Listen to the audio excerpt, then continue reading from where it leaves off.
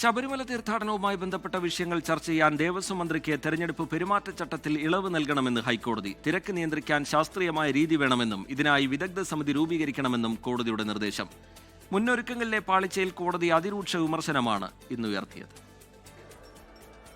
ശബരിമലയിലെ തിരക്ക് നിയന്ത്രിക്കാൻ ശാസ്ത്രീയമായ രീതി വേണമെന്നാണ് ദേവസ്വം ബെഞ്ചിന്റെ നിർദ്ദേശം. ഇതിനായി വിവിധ വകുപ്പിലെ ഉദ്യോഗസ്ഥരെ ഉൾപ്പെടുത്തി വിദഗ്ധ സമിതി രൂപീകരിക്കണം. അടിസ്ഥാന സൗകര്യവും തിരക്ക് നിയന്ത്രണവും ഈ സമിതിയുടെ കീഴിൽ വരണം. വിവരശേഖരണം നടത്തി വിവിധ സോണുകളായി തിരിച്ച് ഉൾക്കൊള്ളാനാവുന്ന ഭക്തരുടെ എണ്ണവും കണക്കാക്കണം.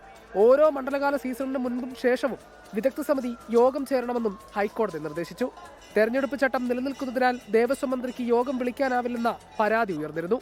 അടിയന്തരമായി ഏകോപനം ആവശ്യമുള്ള സമയമാണെന്നും യോഗം വിളിക്കാൻ മന്ത്രിയെ അനുവദിക്കണമെന്നും ഹൈക്കോടതി വ്യക്തമാക്കി. ശുചിമുറി, വെള്ളം, ആരോഗ്യ സംവിധാനങ്ങൾ എല്ലാം ഉറപ്പാക്കണം. ഭക്തരുടെ സുരക്ഷയ്ക്കും ക്ഷേമത്തിനുമാണ് പ്രഥമ പരിഗണന നൽകേണ്ടതെന്നും കോടതി ഓർമ്മിപ്പിച്ചു. കേസ് 24-ന് വീണ്ടും പരിഗണിക്കും. 24 കൊച്ചി.